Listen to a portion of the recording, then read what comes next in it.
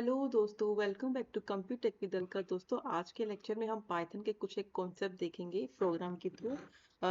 जैसे कि normal comparison के साथ देखेंगे कि सी लैंग्वेज में हम प्रोग्राम कैसे लिखते थे एंड पाइथन में हम कैसे लिखते हैं। तो वन बाय वन हम मैनुअली एक्सप्लोर करेंगे और आपको फिर वो सारे के सारे programme one by one complete करने हैं ऑटोमेटिकली बाय चार्म सॉफ्टवेयर के ऊपर। ठीक है, तो आपका कॉन्सेप्ट और डीपर क्लियर होएगा। ठीक है, तो नेक्स्ट मैं स्टार्ट करती हूँ डायरेक्टली।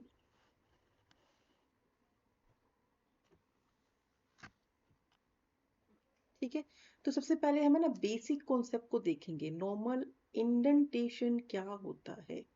ठीक है, इंडेंटेशन का मतलब प्रोग्राम का लाइक कि स्ट्रक्चर हमें जो हम सिंटेक्स लिखते हैं प्रॉपरली इंडेंटेशन फॉर्म में है कि नहीं है। लाइक कि आपको एग्जांपल के थ्रू बताती हूँ। जैसे कि मैंने एल नाम से एक लिस्ट लिया है, उसके अंदर मैंने वैल्यू डाला है 1 2 3 4 5। ठीक है, अब मैं यहाँ पर एक फोर लूप ले रही हूँ, for I in L colon and then अब फोर के अंदर जो भी मैं कंटेंट डालूंगी तो मुझे जस्ट मेक श्योर रखना है कि मैं डायरेक्टली यहाँ से स्टार्ट ना करे करके थोड़ा सा इंडेंटेशन दूं। ठीक है, तो वो प्रॉपर स्ट्रक्चर विदाउट इंडेंटेशन आपको पाइथन डेफिनेटली एरर जनरेट करेगा। तो अगर आपको प्रिंट करवाना है अभी यहाँ पर, तो प्रिंट आए। ठीक है, तो इस वे में आप लिस्ट को ऐसे प्रिंट करवा सकते हो। तो आप ये print statement just below the four नहीं लिखोगे, प्रॉपर थोड़ा सा गैप देके इंडेंटेशन करके ही लिखोगे। ठीक है, तो नेक्स्ट हम यहाँ पर कॉन्सेप्ट देखेंगे आइडेंटिफायर्स। आइडेंटिफायर्स क्या होते हैं वो भी हम यहाँ पर देखेंगे। जैसे कि आपने सी लैंग्वेज में भी देखा है आइडेंटिफायर्स लाइक जैसे कि कोई भी अगर आपको अल्फाबेट स्टार्ट कुछ भी वेरिएबल स्टार्ट करना है तो वेरिएबल हमेशा आप अल्फाबेट से स्टार्ट कर सकते हो, न्यूमेरिकल से स्टार्ट नहीं कर सकते हो, एंड अंडरस्कोर से आप स्टार्ट कर सकते हो, और अदर जो भी स्पेशल सिंबल रहते हैं उनसे भी आप स्टार्ट नहीं कर सकते हो। जस्ट लाइक कि मैं यहाँ पर डिफाइन करती हूँ, मैं यहाँ पर कोई वेरिएबल लेती हूँ नम इज इक्वल्स टू 10 और मैं उसको डायरेक्टली प्रिंट करवा रही हूँ। ठीक है, तो देखो ये वे है प्रिंट करवाने का जो कि हमने प्रीवियस लेक्चर में भी देखा था। तो अब डायरेक्टली अगर इसको प्रिंट करवाऊंगी तो इसका आउटपुट क्या आएगा, 10 आपको डिस्प्ले हो जाएगा। अगर मैं नेक्स्ट वेरिएबल डिफाइन करती हूँ like this 20 and I am going to print this underscore num, तो it will give me the output 20। अब मैं कुछ ऐसा करती हूँ 9 नम, तो ये हमें एक एरर देगा क्योंकि हम वेरिएबल ऐसे स्टार्ट नहीं कर सकते हैं। अगर मैं कुछ ऐसा ऐसा लिखती हूँ डॉलर नम, तो it will not give you the output. ठीक है, और नेक्स्ट अगर मुझे ऐसा कुछ लिखना हो लाइक कि एन अंडरस्कोर वन, तो ये आपको आउटपुट प्रिंट करके देगा। ठीक है, तो ये होता है बेसिक आइडेंटिफायर का कॉन्सेप्ट। यहाँ पर एन अंडरस्कोर वन को अब आप प्रिंट करवाओ तो आपको यहाँ पर आउटपुट 30 प्रिंट होएगा। ठीक है, तो ये बेसिक कॉन्सेप्ट है अंडरस्कोर का या आइडेंटिफायर्स का। मेन एक चीज और यहाँ पर क्या होती है, ये केस सेंसिटिव होता है नेचर के अंदर। ठीक है, ये देखो केस सेंसिटिव लाइक कि MAX लिखा और MAX लिखा, तो ये दोनों को अलग अलग ट्रीट करेगा। ठीक है, तो यहाँ पर हमें ये ध्यान रखना होता है। अच्छा, नेक्स्ट हम बेसिक वो देखते हैं प्रोग्राम्स लाइक कि अगर मैं डायरेक्टली पाइथन की फाइल में .py के एक्सटेंशन के साथ अगर मैं नॉर्मल ऐसा कुछ प्रिंट करती हूँ, प्रिंट हेलो, तो मुझे आउटपुट डायरेक्टली मिल जाएगा हेलो। तो अब आप रिकॉल करो सी लैंग्वेज में, सी लैंग्वेज के लिए पहले हमें प्री प्रोसेसर लिखना तो पड़ता था, फिर मेन फंक्शन आता था, फिर हम प्रिंट की स्टेटमेंट लिखते थे, फिर उसको क्लोज करते थे, तो कितना लेंथी प्रोसीजर था। और आप पाइथन में देख सकते हो जस्ट मैंने सिंपल एक लाइन में ही हेलो को प्रिंट करवा दिया। अब देखो यहाँ पर सब एज्यूम करो ये प्रिंट हेलो ही है, और अगर मैं ऐसा लिखती हूँ 10, तो ये आउटपुट क्या देगा 10, क्योंकि ये 10 स्ट्रिंग में है यहाँ पर। अब अगर मैं कुछ ऐसा लिखती हूँ 10 + 20, तो ये आउटपुट आपको क्या दे देगा, डायरेक्टली 30 दे देगा।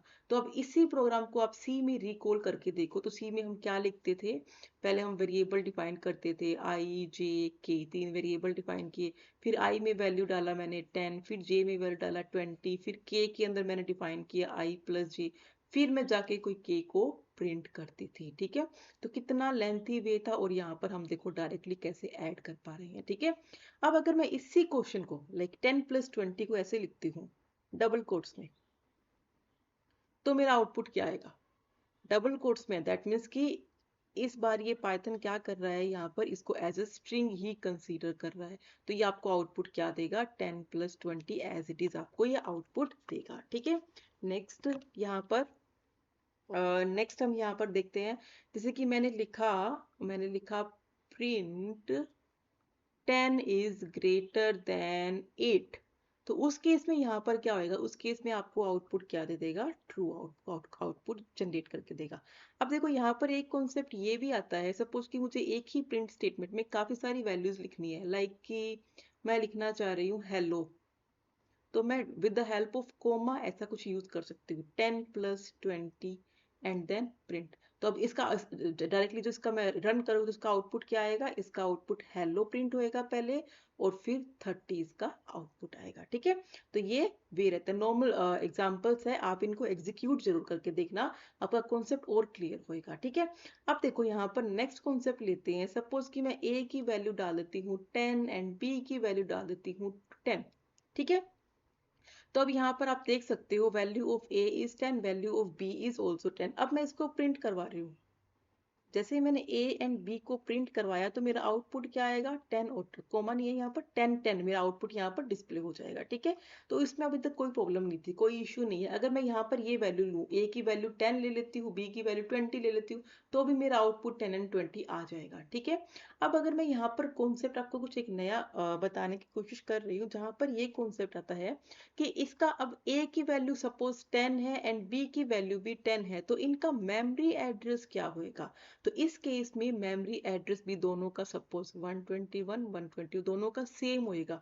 सेम क्यों होएगा, क्योंकि इनकी वैल्यू सेम है। तो पाइथन में हम यहाँ पर यही देखते हैं, पाइथन में अगर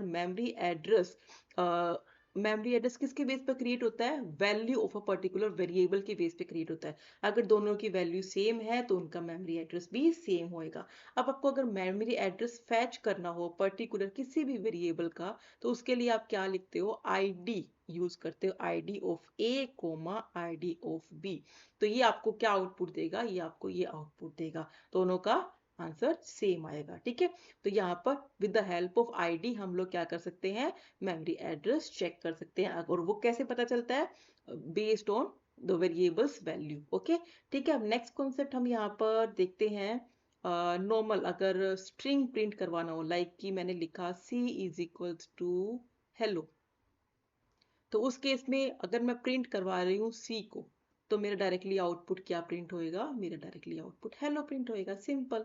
ठीक है, अब अगर मैं लेती हूँ a is equals to b is equals to c is equals to 30, और अगर मैं प्रिंट करवा रही हूँ print a print b print c, तो मेरा आउटपुट तीनों केस में क्या आएगा, 30 30 30। ठीक है, अब इसका अल्टरनेट एक भी और हम ये ले सकते हैं, A comma B comma C is equals to 5 comma 10 comma 30।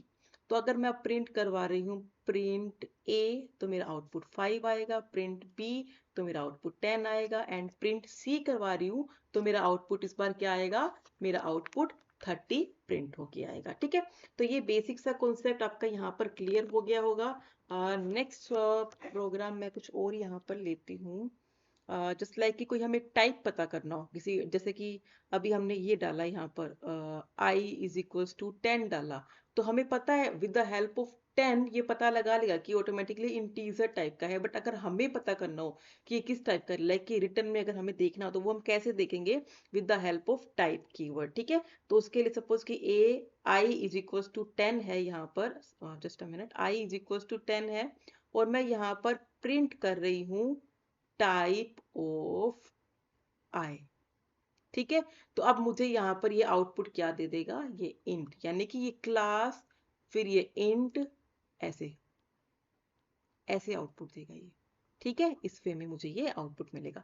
तो अगर किसी भी डेटा टाइप का अगर आपको टाइप पता करना हो, तो with the help of type keyword आप यहाँ पर उसका डेटा टाइप पता कर सकते हो। ठीक है, अब देखो नॉर्मली जैसे कि कोई स्ट्रिंग आता है, स्ट्रिंग को अगर हमें कंबाइन करना हो, तो उस केस में हम क्या करेंगे, जैसे कि मैंने एक स्ट्रिंग ले लिया ए बी सी, और बी में ले लिया एक्स वाई जी। ठीक है, तो अब अगर मुझे इसे कंबाइन करना हो, तो मैं डायरेक्टली प्रिंट ए प्लस बी करूंगी, तो आपको आउटपुट मिलेगा एक्स वाई जी। ठीक है, गैप नहीं है यहाँ पर। ठीक है, ये वाला। नेक्स्ट अगर मुझे ऐसे प्रिंट करवाना है बी प्लस ए प्रिंट करवाना है तो X Y Z A B C, ये आपको आउटपुट मिल जाएगा। ठीक है, नेक्स्ट यहाँ पर इसे हम क्या बोलते हैं, इसे हम स्ट्रिंग कॉन्कैटिनेशन भी बोलते हैं। ठीक है, तो यहाँ पर आपको ये वाली चीज पता होना चाहिए, अगर हम स्ट्रिंग को कंबाइन कर रहे हैं तो उस केस में क्या आउटपुट आएगा, कैसे आएगा। अगर आपको इसमें गैप लेना हो, लाइक कि अगर आपको यहाँ पर स्पेस प्रिंट करवाना, तो उस केस में आप क्या करोगे, print A and then plus double quotes plus B, तो उस केस में आपका आउटपुट आएगा ए बी सी, जो भी आपने स्पेस दिया है वो, एंड एक्स वाई जी, ये आपका यहाँ पर आउटपुट प्रिंट होके आएगा। ठीक है, नेक्स्ट सपोज कि मैं यहाँ पर ले लेती हूँ सी की वैल्यू ले लेती हूँ 30। ठीक है, तो अब मैं यहाँ पर प्रिंट करवा रही हूँ C प्लस 40, तो C की वैल्यू हमारी कितनी थी 30 एंड ये 40, तो इसका आउटपुट क्या आएगा 70, इसका आंसर आएगा। ठीक है, तो अब यहाँ पर एक कॉन्सेप्ट और देखते हैं, सपोज कि मैं कुछ ऐसा करना चाह रही हूँ, प्रिंट a प्लस सी, तो a की वैल्यू हमारी क्या थी, ए बी सी थी, और c की वैल्यू हमारी क्या थी 30 थी। तो ये क्या है, यहाँ पर ये मिसमैच हो गया, यानी कि एक तो ये स्ट्रिंग हो गया, एक ये इंटीजर हो गया, तो इस केस में यहाँ पर ये आपको एरर जनरेट करके देगा। ठीक है, तो यहाँ पर ये कॉन्सेप्ट है स्ट्रिंग से रिलेटेड, जो कि हमने इसी वीडियो में अभी कवर किया है। नेक्स्ट वीडियो में हम ऑपरेटर्स को कवर करेंगे। टिल देन जो भी मैंने यहाँ पर एग्जांपल्स लिए हैं एंड एक्स्ट्रा एग्जांपल्स आप करके देखो, ताकि आपका कॉन्सेप्ट और ज़्यादा क्लियर होएगा। Thank you.